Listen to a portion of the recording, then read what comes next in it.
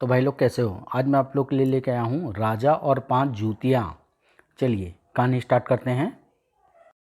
उन दिनों चंदनगढ़ राज्य में राजा वृषभान का शासन था। राजा वृषभान और उसकी अति सुंदर पत्नी मृगलोचनी पूरे राज्य में बहुत ही लोकप्रिय थे। वृषभान का एक सेवक था मंगल। वह अत्यंत बलिष्ठ शरीर का स्वामी था। उसका एक ही काम था राजा का पलंग बिछाना। एक रोज पलंग बिछा देने के पश्चात, यह कैसा कोमल व सुगंध मखमली गद्दा है, महाराज के आने से पूर्व एक बार मैं यहाँ लेट कर देखूं। ऐसा सोचकर मंगल ने कमरे में अंधेरा कर दिया और राजा के पलंग पर लेट गया। वाह, कैसा सुखद व आनंददायक बिछोना है। इस बिस्तर पर तो सपने भी बड़े मज़ेदार आते होंगे। मगर कुछ ही देर में मंगल को भी नींद ने आ घेरा। वह आने वाली मुसीबत से बेखबर सो गया। तभी रानी मृगलोचनी ने शयन कक्ष में प्रवेश किया। आज महाराज की तबीयत ठीक नहीं है, शायद इसलिए पहले ही सो गए हैं। मुझे भी प्रकाश करके महाराज की निद्रा में व्यवधान डालना उचित नहीं है। ऐसा सोचकर मृगलोचनी मंगल को अंधेरे में वृषभान समझकर उसकी बगल में लेटकर सो गई। कुछ देर बाद जब राजा वृषभान कमरे में आया तो रानी मृगलोचनी को किसी अजनबी के साथ सोते देख ठगा सा रह गया। अरे, यह तो मंगल है। तो यह उल्टा इसके बलिष्ठ शरीर पर मोहित थी। ओह, मगर मेरे ही पलंग पर ऐसा दुस्साहस। महाराज ने आओ देखा न ताओ क्रोध से भरकर उन्होंने खूबसूरत मृगलोचनी की गर्दन धड़ से अलग कर दी। बेवफा गद्दार औरत, तेरी यही सजा है, ले भुगत। खच्च की भयानक आवाज़ सुनकर मंगल की आंखें खुली। पहले तो वह कुछ समझ न पाया, मगर जब उसकी दृष्टि रक्त रंजित तलवार हाथ में थामे वृषभान पर पड़ी तो और पलंग पर रानी मृगलोचनी का सिर कटा देखा तो भय से कांप उठा। हे भगवान, अनर्थ हो गया। महाराज ने रानी जी का सिर काट डाला। मैं ही उसका कारण हूँ। वह महाराज वृषभान के सम्मुख गिड़गिड़ाने लगा। महाराज क्षमा करे, रानी जी को तो आपने निरपराध ही मार दिया। इनकी तो कोई गलती नहीं थी, सारा अपराध तो मेरा ही था प्रभु। नहीं, तुम्हारा कोई अपराध नहीं है मंगल, तुम निर्भय रहो। दोस्त तो इस जहरीली नागिन का ही है। यह खूबसूरत भी तो इतनी थी कि अच्छे भले आदमी का भी इमाम खराब कर देती। नहीं महाराज, आप बड़ी ज़बरदस्त गलतफहमी के शिकार हो गए हैं और इस सब का कारण मैं हूँ। मेरे कारण लोकप्रिय रानी की हत्या हो गई। देखो, मैंने तुम्हें क्षमा किया है तो इसका मतलब यह नहीं कि तुम इस नीच की वकालत करो। अब अगर एक भी शब्द तुमने इस विषय में कहा तो तुम्हारा भी सिर काट काट डालूंगा, समझे। लोकप्रिय रानी, ऐसा करो, इसके सिर को कहीं जंगल में फेंक आओ और इसका धड़ लेकर शहर के चौराहे पर बैठ जाओ। सुना? जी महाराज। और इस धड़ को देखकर जो भी आदमी कुछ कहे उसे एक कागज पर लिख लाओ। हम भी देखेंगे यह कितनी लोकप्रिय थी। उल्टा नीच। वृषभान को क्रोध और घृणा की आग में इस कदर जलता देखकर मंगल ने खामोशी रहना उचित समझा। इस वक्त महाराज क्रोध में है। अगर मैंने असली बात बता दी तो महाराज मुझे जरूर मार डालेंगे। मंगल रानी मृगलोचनी के निर्जीव धड़ को लेकर कागज कलम के साथ चौराहे पर जा बैठा, मगर राजा के भय के कारण कोई कुछ नहीं बोला। संयोग से उस रोज पड़ोसी राज्य विक्रमपुरी के राजा विक्रमसेन की तीनों लड़कियां सोमवती, पुष्पवती और रूपवती मर्दाने भेष में चंदनगढ़ में घूम रही थी। चंदनगढ़ को हमने प्रशंसा के अनुरूप ही पाया पुष्पवती। हाँ बहन सोमवती, चंदनगढ़ की ऐश्वर्य ही देखने के लिए तो हम सब गुप्त रूप से पुरुष वेश में यहाँ आई है। मैं तो यहाँ के राजा वृषभान को देखने आई हूँ। मैंने उसके रूप व वीरता की बड़ी तारीफ सुनी है। तभी उनकी नज़र एक युवक पर पड़ी जो एक स्त्री का धड़ लिए नगर के चौराहे पर बैठा था। वे तीनों अपने घोड़े से उतरकर उस तरफ बढ़ गई। अरे, यह बलिष्ठ व्यक्ति कौन है जो एक औरत का धड़ लिए यहाँ बैठा हुआ है? तुम कौन हो युवक, और यह धड़ किसका है? मंगल ने बताया, मैं राजा वृषभान का सेवक मंगल हूँ। कल रात किसी अपराध पर कुपित होकर महाराज ने अपनी रानी को प्राण दंड दे दिया था। उन्हीं के आदेश पर मैं रानी जी का धड़ लेकर यहाँ पर बैठा हुआ हूँ। मगर आप लोग कौन हैं? इस नगर के तो नहीं मालूम पड़ते। ओह, मंगल से पूरी बात सुनकर तीनों लड़कियां स्तब्ध रह गई। तुम्हारा सोचना ठीक है मंगल, हम यहाँ के रहने वाले नहीं हैं। हम लोग विक्रमपुरी से आए हैं। मगर तुम्हारा राजा बड़ा जल्लाद है, जिसने स्वयं ही अपनी सुंदर रानी को बिना अपराध बताए मार डाला और अब उस मुर्दे की भी मिट्टी खराब करवा रहा है। बड़ी दुख की बात है। तब बड़ी लड़की सोमवती ने कहा, जो भी हो, तुम्हारी रानी के बाल बड़े लंबे और घने थे, वह बड़ी सुंदर भी थी।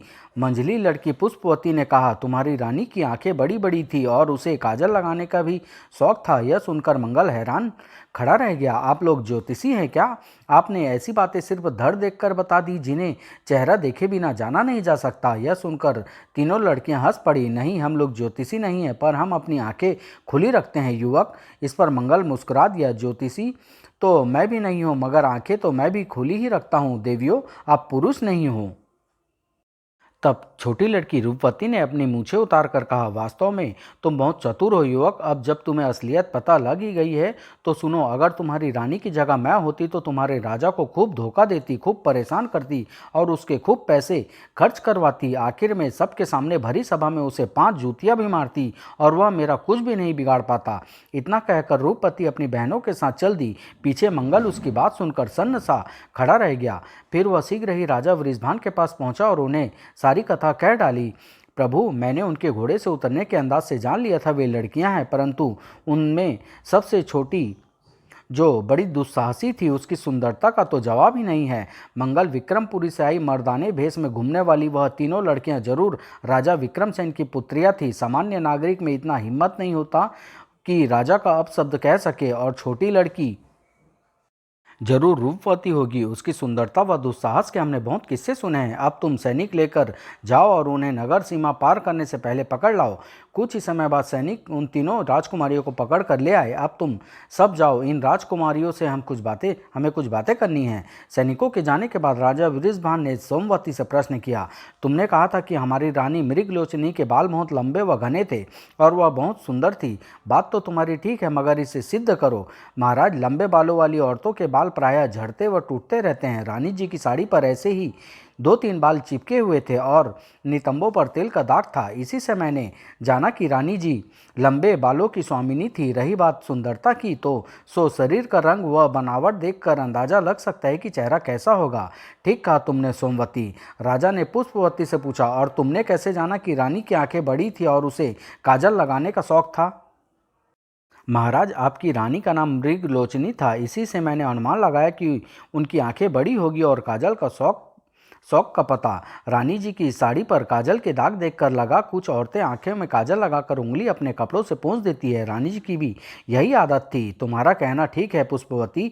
अब महाराज वृषभान ने रूपवती से पूछा, और तुमवती, तुमने जो कुछ कहा उसे सिद्ध कर सकती हो या नहीं? महाराज, पहले मैंने क्रोधवश ऐसा कह दिया था, परंतु अभी आपको देखते ही मेरा सारा क्रोध शांत हो गया है और मैं अपनी कही हुई बात के लिए शर्मिंदा हूँ। मगर आप चुनौती देते हैं तो मैं अपनी कही हुई बात को अवश्य सिद्ध करके दिखा सकती हूँ। यह सुनकर रूपवती की दोनों बहनें घबरा गई और स्वयं महाराज सकपका गए। उनका ख्याल था कि रूपवती उनके सामने आते ही गिड़गिड़ाकर क्षमा मांगेगी, लेकिन यहाँ तो मामला ही कुछ और था। देखो रूपवती, हमारा क्रोध भी अभी तुम्हारा रूप देखकर शांत हो गया था और हम तुम्हारा अपराध क्षमा करके तुमसे विवाह करने के लिए सोच रहे थे, मगर अब अगर तुम अपनी कही बात पूरी करके दिखाओगी तभी हम तुमसे विवाह करेंगे। यदि आपसे विवाह के लिए यही शर्त है तो मैं अवश्य इस शर्त को पूरा कर दूंगी, और अगर तुम ऐसा नहीं कर पाई तो तुम ही कहो तुम्हें क्या सजा दी जाए। महाराज, अगर मैं सफल ना हो सकी तो मुझे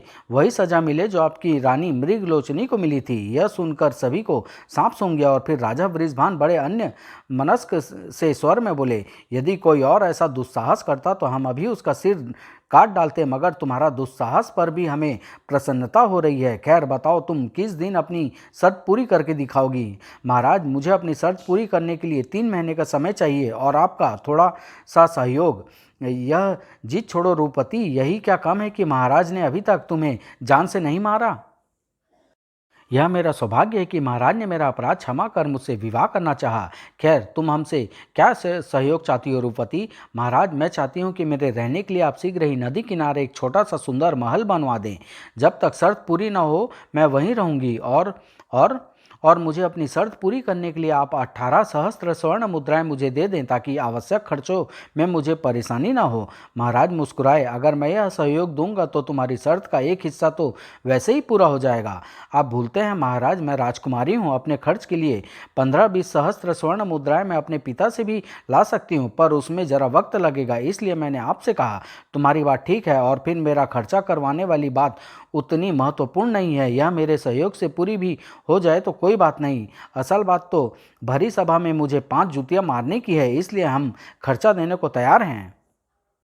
धन्यवाद महाराज, आपको सहयोग है तो मुझे शर्त पूरी करने में अधिक समय नहीं लगेगा। महाराज, वृषभान ने पुष्पवती और सोमवती को वापस इनके राज्य में भिजवा दिया और कहलवा दिया, आपकी पुत्री रूपवती महाराज वृषभान की मेहमान है। या तो वे जिंदगी भर वापस ना आएगी या 3 माह बाद राजा वृषभान आपसे रूपवती का हाथ मांगेगा। सारी बात सुनकर राजा विक्रसेन पस्त हो गया। वह अपनी बेटी की मूर्खता पर बड़ा ही पछताया, मगर क्या किया जा सकता था। विक्रम एक छोटा सा राजा था, वृषभान के खिलाफ जाने की उसमें हिम्मत नहीं थी। आखिर उसे सब्र करना पड़ा। इधर वृषभान ने 3 ही दिनों में 10 सहस्त्र स्वर्ण मुद्राएं खर्च करके रूपवती के मन माफिक एक सुंदर महल बनवा दिया। रूपवती, तुम्हारी इच्छा के अनुसार महल तैयार है, अब तुम शीघ्र ही अपनी शर्त पूरा उतर कर दिखाओ। महाराज, मैं शीघ्र ही सफल होंगी। हालांकि आपको पति के रूप में स्वीकार करने के बाद अब वैसा करना मुझे बड़ा ही भारी गुजरेगा, पर आपसे मिलने के लिए मुझे ऐसा ही करना भी होगा। मेरा पौरुष भी जब एक स्त्री से जूते खाने की बात सुनता है तो तिलमिला उठता है, पर तुम्हें दूर देखकर मन होता है तुम जल्दी ही सफल हो जाओ तो अच्छा है। महाराज, यही मेरी विजय है। अब मैं 3 महीनों के लिए आपसे अलग रहूंगी। मुझे दिल लगाए रखने के लिए निशानी के तौर पर आप अपनी अंगूठी दे दें। राजा वृषभान ने अंगूठी लेकर और खर्चे के लिए 8 सहस्त्र स्वर्ण मुद्राएं लेकर रूपवती अपने लिए बनाए गए नदी के किनारे महल में चली गई और वहां रहने लगी। उसने कुछ पुस्तक व नक्शे मंगवाए और चंदनगढ़ के आसपास की भौगोलिक स्थिति व राजाओं के इतिहास का अध्ययन किया और फिर कागजों पर एक संदेश लिख कर उसकी बत्तियां बनाकर बोतलों में बंद करके नदी में बहाने लगी। संदेश था, जो कोई भी मुझसे विवाह करना चाहे नदी किनारे वाले महल में आकर मुझसे मिले। अब मेरी योजना अनुसार काम हो जाए तो बात बने। और बात बनी। माधव नाम के बंजारा जो उस नदी में नहा रहा था, उसने पानी में बहती जा रही एक बोतल देखकर उत्सुकतावश उसे पकड़कर खोल लिया और उस बोतल में बंद कागज की बत्ती को खोलकर पढ़ा, जिसे भी मुझसे शादी करनी हो नदी किनारे वाले महल में आकर मुझसे मिले। कमाल है, यह संदेश कौन भेज रही है और पता नहीं उस लड़की पर क्या मुसीबत आ पड़ी है जो ऐसे विचित्र तरीके से शादी का पैगाम भेज रही है। जो भी हो, मैं एक बार उससे मिल कर तो आऊं। और वह बंजारा माधव नदी के बहाव की उल्टी दिशा में रूपवती को ढूंढता हुआ चलने लगा। पानी के बहाव के साथ साथ यह बोतल यहाँ आई थी, यानी वह लड़की यहीं कहीं पीछे रहती होगी। चल कर देखता हूँ। और आखिर माधव रूपवती के महल में जा पहुंचा। रूपवती का सौंदर्य देखकर उसके मुख से बोल न फूटे। आप, अगर तुम मेरा संदेश पढ़कर यहाँ आए हो तो तुम्हारा स्वागत है, और अगर वैसे ही संयोग से यहाँ आ गए हो तो यहाँ से वापस चले जाओ। देवी, अगर पानी में बोतलें बहाकर शादी का संदेश देने वाली आप ही हैं तो मैं आप ही का संदेश पढ़कर आया हूँ। हाँ, वह संदेश भेजने वाली मैं ही हूँ। आओ, तुम्हारा स्वागत है। क्या मैं जान सकता हूँ सुंदरी, तुमने ऐसे विचित्र तरीके से शादी का संदेश क्यों भेजा? हाँ सुनो, मेरे साथ शादी करने वाले को मेरी 4 शर्तें पूरी करनी होगी। उन शर्तों को पूरा करना किसी चतुर और दुस्साहसी व्यक्ति की ही बस की बात है, और मुझ तक कोई चतुर व दुस्साहसी व्यक्ति ही पहुंचे, इसीलिए मैंने विवाह का संदेश प्रसारित करने का यह विचित्र तरीका अपनाया। दूसरा, यह संदेश मैं गुप्त रखना चाहती थी। गुप्त? वह क्यों? इस सब से तुम्हें कोई मतलब नहीं होना चाहिए। मुझसे संबंधित कोई प्रश्न तुम नहीं करोगे, अन्यथा मैं तुमसे विवाह नहीं करूंगी। देवी, तुम्हारी हर बात रहस्यपूर्ण है, तो भी मैं तुमसे हर कीमत पर विवाह करना चाहता हूं। तुम अपनी 4 शर्तें मुझे बता दो। सुनो, पहले मेरी 2 शर्तें सुनो। पहली, तुम्हें किसी तरह यहाँ के राजा वृषभान से दोस्ती करनी होगी। दोस्ती भी ऐसी कि वह तुम्हारे बिना रह न पाए। यह तुम क्या कह रही हो देवी? कहाँ राजा भोज और कहाँ गंगू तेली? भला राजा और गरीब बंजारे की मित्रता कैसे संभव है? तुम्हारी यह अकेली ही शर्त 100 के बराबर है। भला महाराज मुझसे क्यों दोस्ती करेंगे, वह भी ऐसी घनिष्ठ कि मेरे बिना रह न पाए? काम कैसे होगा यह सोचना तुम्हारा काम है, मेरा नहीं। तो भी अगर तुम समझ सको तो सुनो। असाधारण कार्य करने के लिए असाधारण बनना पड़ता है। अगर तुमने यह मूल मंत्र समझ लिया तो यह काम तुम्हारे लिए कठिन नहीं होगा। देवी, मेरी तो कुछ समझ में नहीं आ रहा। रूपवती मुस्कुरा दी। और दूसरी शर्त यह है कि तुम्हें अपने घर से मेरे घर तक एक गुप्त सुरंग बनवानी होगी। देवी, तुम कैसी कैसी शर्त बता रही हो? मैं तो बंजारा हूँ, मेरे घर बार का तो ठिकाना ही नहीं। और सुरंग? तुम घबराओ नहीं, इन कार्यों में खर्च होने वाली धनराशि तुम्हें मैं दूंगी, तब तो कुछ भी कर सकता हूँ। अब तुम बाकी की 2 शर्तें भी बतला दो। बाकी की 2 शर्तें मैं तुम्हें इन 2 शर्तों के पूरा होने के बाद बताऊंगी, मगर यकीन रखो, अगर यह शर्तें तुमने कर दी तो बाकी की 2 दो पूरी करनी तो तुम्हारे लिए आसान होगी। देवी, तुम तो रहस्य पर रहस्य पैदा कर रही हो। यह क्या गौरव धंधा है? सुरंग राजा से दोस्ती, तुम चाहती क्या हो? मैंने तुम्हें बताया था ना कि तुम मेरे विषय में कोई प्रश्न नहीं करोगे। ओह सुंदरी, तुम्हारा माया तुम ही जानो। मुझे तुम्हारी सारी शर्तें गड़बड़ और रहस्यपूर्ण मालूम पड़ती है, पर तुम्हें पाने के लिए तो मैं कुछ भी कर सकता हूँ। तो फिर ठीक है, याद रखना, इन दो शर्तों के पूरा होते ही रूपवती आधी तुम्हारी हो जाएगी। इसी उम्मीद पर तो मैं इस असंभव कार्य को भी करने के लिए तैयार हो गया हूँ। रूपवती ने आवश्यक खर्च माधव को दे दिया और कहा, इन दोनों शर्तों के पूरा करने के लिए मैं तुम्हें 1 माह का समय दे सकती हूँ। देवी, यद्यपि इन कठिन शर्तों को पूरा करने के लिए 1 महीने का समय काफ़ी नहीं है, तो भी मुझे मंजूर है। तो फिर जाओ, अब शर्तें पूरी हो जाने के बाद ही यहाँ आना, और याद रखो कि असाधारण काम करने के लिए असाधारण बनना ही पड़ता है। मैं तुम्हारी बात का मर्म समझने की कोशिश करूंगा। देवी, रूपवती की दी हुई धनराशि से माधव ने अपने घर को महल बना दिया। अच्छे वस्त्र, आभूषण और कुछ दास दासियों खरीदे और गुप्त रूप से अपने महल से रूपवती के महल तक सुरंग बनवानी शुरू कर दी। रूपवती के कहने के अनुसार मुझे असाधारण असाधारण बनना ही होगा। मैं नगर में अपने असाधारण होने का प्रचार करवाता हूँ। जल्द ही सारे नगर में खबर फैल गई, अरब से कोई बड़ा ही धनी सौदागर आया हुआ है। हाँ, सुनते हैं उसने यहाँ रहने के लिए बड़ा ही शानदार महल बनवाया है। महल तो महल, दासियों खूबसूरत गुलाम तो सदा उसके साथ रहते हैं। वह हीरो का सौदागर है और ख्वाजा अल फुरकान उसका नाम है। यह खबर उड़ते उड़ते राजा वृषभान तक भी पहुंची। मंत्री जी, सुनते हैं हमारे नगर में अरब देश से कोई बहुत ही चर्चित सौदागर आया हुआ है। जी हाँ महाराज, उसका नाम अल फुरकान है। वह हीरो का सौदागर है। सुना है उसके पास बड़े ही दुर्लभ और कीमती हीरे हैं। माधव के जासूसों ने यह खबर माधव तक पहुंचाई। सरकार, आज आपका चर्चा महल में राजा साहब ने किया। सब आपको लेकर जिज्ञासा महसूस करते हैं। यही तो मैं चाहता था। तुम कल दरबार में दूत भेजो और कहो कि हम राजा वृषभान के दर्शन करना चाहते हैं।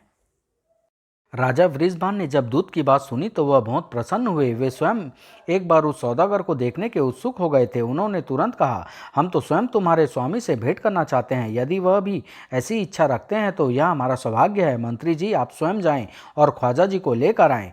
जैसी महाराज की आज्ञा। मैं ख्वाजा जी का स्वागत में कोई कमी नहीं छोड़ूंगा। नियत समय पर बड़े रोब दाब से ख्वाजा अल फुरकान उर्फ माधव ने अपने कुछ सुंदर, स्वस्थ और उत्तम वस्त्र पहने हुए दास दासियों के साथ राजमहल में प्रवेश किया। मंत्री जी उन्हें शाही सम्मान के साथ लाए और स्वयं राजा वृषभान ने खड़े होकर माधव का स्वागत किया। आइए आइए ख्वाजा साहब, राजा वृषभान आपका स्वागत करता है। महाराज, आप मुझे अतिरिक्त सम्मान दे रहे हैं, यह मेरी खुशकिस्मती है। मैं तो स्वयं आपके दर्शन का इच्छुक था। आपकी तारीफ कई मुल्कों में सुनी थी। आज आपके दर्शन करने का सौभाग्य मिला है। आप तो इतनी तारीफ करके मुझे शर्मिंदा कर रहे हैं। नहीं महाराज, यह तो आपकी महानता है। आपकी सेवा में पहली मुलाकात का एक छोटा सा नजराना पेश करना चाहता हूँ। आपकी शान के लिए तो यह नजराना कुछ भी नहीं है, मगर फिर भी। माधव ने इतना कहकर ताली बजाई। उसकी एक बड़ी सुंदर दासी हाथ में एक कीमती थाल लिए आगे आई। थाल पर लाल का कपड़ा लाल मखमल का कपड़ा ढका हुआ था। माधव ने थाल से मखमल का कपड़ा हटाया तो उसके नीचे थाली में जगमग करते एक बड़े से खूबसूरत हीरे को देखकर सबकी आंखें फटी रह गई। वह महाराज, यह हीरा पहले सिकंदर की महबूबा के ताज में लगा था, फिर मिस्र और कुस्तनतुनिया होते हुए लेबनान पहुंचा और फिर जूलियस सीजर की तलवार की मूठ में लगा दिया गया। बाद में कई लूटपाटों के बाद यह चंगेज खान के पास चला गया था। ओह, चंगेज खान से हमारे अरब देश के सुल्तान खलीफा हारून उल रशीद के पास पहुंचा और उन्होंने खुश होकर मुझे इनाम में दे दिया। इसकी कीमत 11 करोड़ दिनार है। इतने कीमती हीरे की बात सुनकर सारी सभा के मुंह आश्चर्य से खुले रह गए। यह तो तुम्हारी महानता है मित्र, जो इतना कीमती तोहफा भी छोटा सा कहकर दे रहे हो। सिर्फ माधव जानता था कि उसने 2 सहस्त्र स्वर्ण मुद्राओं के बदले वह नकली हीरा तैयार करवाया था। मौका देखकर वह कहने लगा, महाराज, जब आपने मुझे मित्र कहा तो फिर तोहफे की कीमत से क्या लेना। मित्र के लिए सब हाजिर है। महाराज वृषभान खुशी से फूले न समाये। वे तुरंत उठकर माधव से गले मिले। तुमसा मित्र पाकर हम धन्य हो गए ख्वाजा। धन्य तो मैं हुआ महाराज, आपसे मित्रता करके। सारी सभा भाव विभोर हो जय जयकार कर उठी राजा वृषभान ने माधव को उस दिन खाना खाए बिना न जाने दिया। मित्र, आज रात्रि का भोजन किए बिना जाओगे तो मैं नाराज हो जाऊंगा। उस दिन के बाद तो महाराज वृषभान की मुलाकात अक्सर माधव से होने लगी। वे अपनी खाली व वक्त बातें करने व मनोरंजन से गुजारने लगे। माधव अपनी सौदागिरी के झूठे किस्से गढ़ गढ़ कर सुनाता रहा। महाराज धीरे धीरे उससे प्रभावित होते गए और महाराज, इस तरह मैंने फिलीपींस के बादशाह की रत्न जड़ित तलवार केवल 3 करोड़ असरफिया में खरीद ली, जिसे बाद में मैंने 7.5 करोड़ स्वर्ण मुद्राओं में बेचा। वाह मित्र, तुम अपने व्यापार में बहुत चतुर हो, अद्भुत। धीरे धीरे महाराज वृषभान की आदत हो गई कि जिस रोज माधव उर्फ ख्वाजा अल फुरकान ना आता, महाराज अपना दूत उसके महल भेज देते। ख्वाजा साहब, महाराज ने आपको याद किया है। आप जरूरी कामों से निपटने के बाद साथ चले। मैं रथ लेकर प्रतीक्षा कर रहा हूँ। ओह, जरूरी कामों में उलझ जाने के कारण मुझे देर हो गई, पर मित्र के लिए काम की। क्या हम अभी साथ चलते हैं? महीने भर में महाराज वृषभान से माधव की दोस्ती इतनी गाढ़ी हो गई कि उन्हें दिन में 2-3 बार माधव से मिले बिना चैन नहीं आता था। इधर माधव के घर से रूपवती के महल तक सुरंग भी बनकर तैयार हो गई थी। माधव ने रूपवती से जाकर मुलाकात की। देवी, तुम्हारी 2 शर्तें पूरी हुई। सारी बात सुनकर रूपवती बड़ी प्रसन्न हुई। शाबाश माधव, मगर अब तुम जब भी मुझसे मिलो सुरंग के रास्ते ही आया करो। रूपवती ने माधव के कंधे पर हाथ रखकर अपने हाथों से उसे शरबत पिलाया। आज रूपवती आधी तुम्हारी हो गई माधव। माधव की बुद्धि जड़ हो गई। उसने उत्साह में आकर कहा, रूपवती, अब मैं और प्रतीक्षा नहीं कर सकता। तुम जल्दी से अपनी 2 शर्तें कहो, मैं उन्हें पूरी करूंगा। रूपवती माधव को अधीर होते देख हंसी। बताती हूँ माधव, बाकी की 2 शर्तें पूरी करना तो अब तुम्हारे लिए बच्चों का खेल होगा। रूपवती ने वृषभान से निशानी के तौर पर ली हुई अंगूठी माधव को दे दी। तुम्हें यह अंगूठी पहनकर राजा से चौपड़ खेलनी होगी। इस तरह की राजा की नज़र इस अंगूठी पर जरूर पड़ जाए। यह भला क्या शर्त हुई देवी? प्रश्न मत करो। राजा की नज़र अंगूठी पर पड़ जाएगी तो वह किसी बहाने से खेल बंद करेगा। तब तुम्हें फौरन सुरंग के रास्ते यहाँ आकर मुझे अंगूठी देनी होगी। पता नहीं क्या गौरव धंधा तुम रच रही हो। खैर, मैं कल राजा को अपने महल में बुलाकर चौपड़ खेल लूँगा।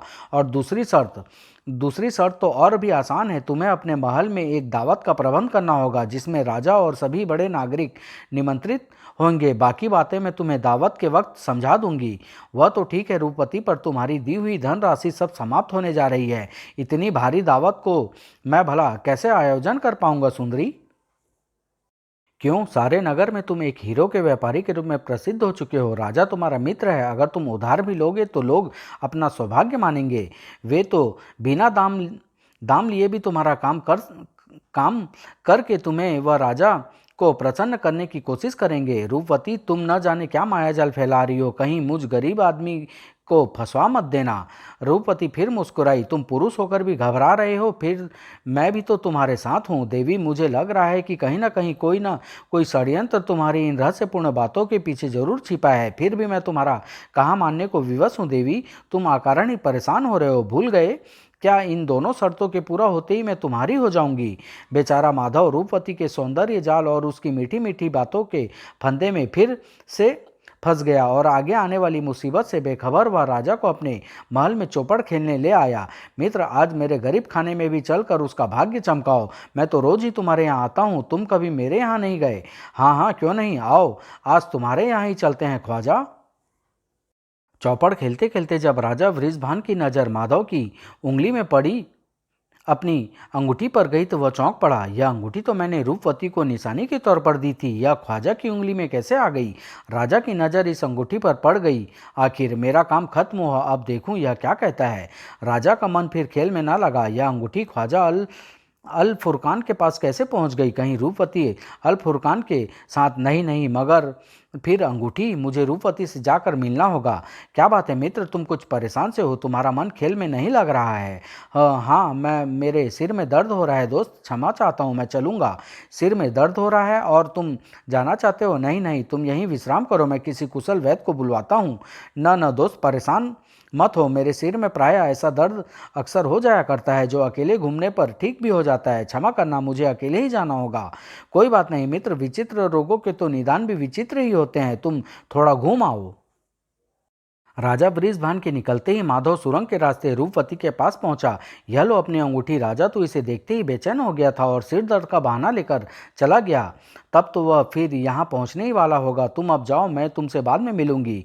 वह यहाँ आएगा? खैर, माधव सुरंग के रास्ते वापस लौट गया। उसके जाने के कुछ समय बाद ही राजा वृषभान वहां पर पहुंचा। आइए महाराज, आपका स्वागत है। रूपवती, मैंने जो वो अंगूठी तुम्हें दी थी वह कहाँ है? तुमने कहीं खो तो नहीं दी?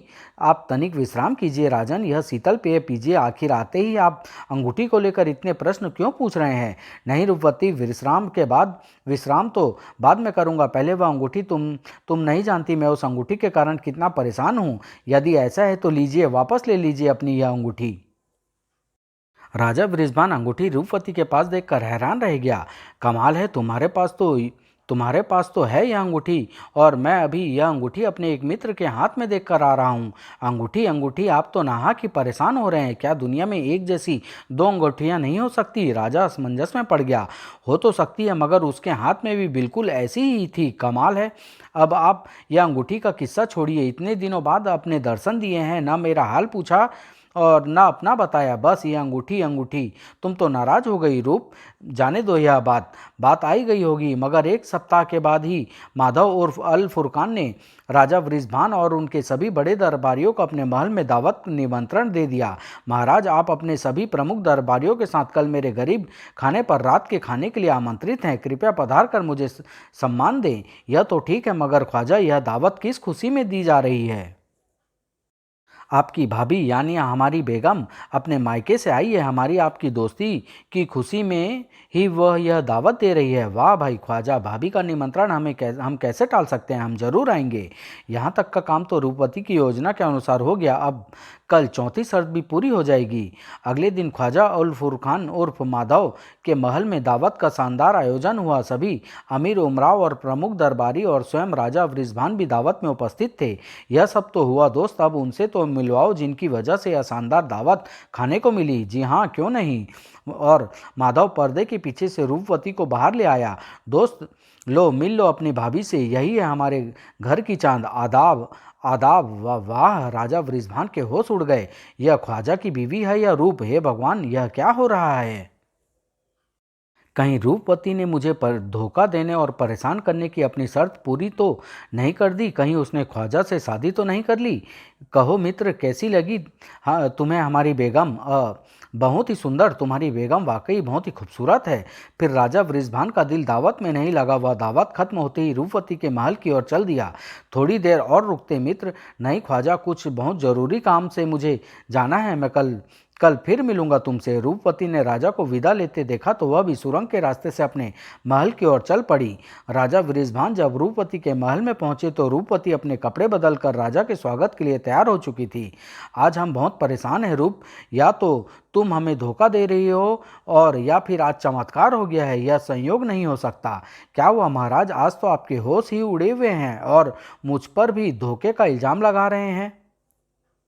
बात ही ऐसी है रूप, मैं अभी अभी तुम्हें अपने मित्र के घर देख कर आ रहा हूँ। मुझे आप कैसी बहकी हुई बातें कर रहे हैं? बिल्कुल यही शक्ल, यही रूप, यही रंग, यही चाल, यही बाल, यही चाल, यही अदा, वही आवाज़। कमाल है। फिर क्या वह मेरे दोस्त की बीवी है? पता नहीं क्या चक्कर है।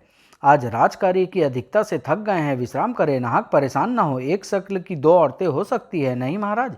होने को तो क्या नहीं हो सकता रूप, पर एक एक तिल तक मिलता था। तुम मुझे धोखा तो नहीं दे रही ना? यह क्या कह रहे हैं महाराज? मैं भला वहां जाकर आपसे पहले यहाँ कैसे आ सकती हूँ? मैं तो आपके दोस्त को जानती तक नहीं। आपकी नीयत बदल गई है महाराज। पहले अंगूठी और अब ये। आप पहरेदारों से पूछ लो अगर मैं बाहर गई हूँ तो। अरे अरे, तुम तो रोने लगी। मुझे क्षमा करो, मेरा मतलब यह नहीं था, पर मैं क्या करूं, मेरा दिमाग ठिकाने पर नहीं है। ओह, आगे क्या हुआ? राजा वृषभान की परेशानियों का क्या अंत हुआ? क्या रूपवती अपनी शर्त पूरी कर पाई? उस बंजारे माधव का क्या हुआ? आदि सवालों का जवाब अगले अंक में। चतुर राजकुमारी और चोर राजा समाप्त।